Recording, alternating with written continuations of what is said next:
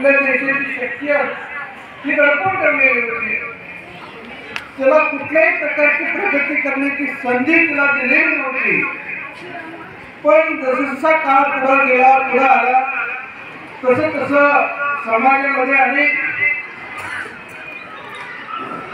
नेते म्हणा, पुरोगामी विचाराचे लोक म्हणा, आधुनिक विचारसरणीचे लोक पुढे आले आणि या विचारसरणीमधून सुरुवातीला काही प्रमाणामध्ये स्त्रियांना संधी दिली.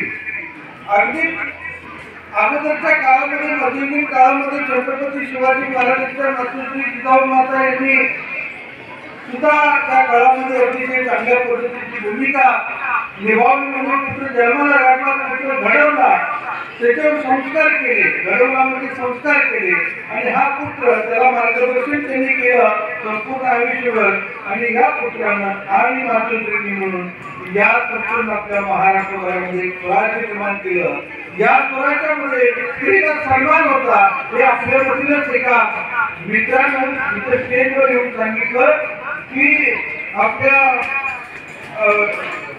एक सुरतची आमच्या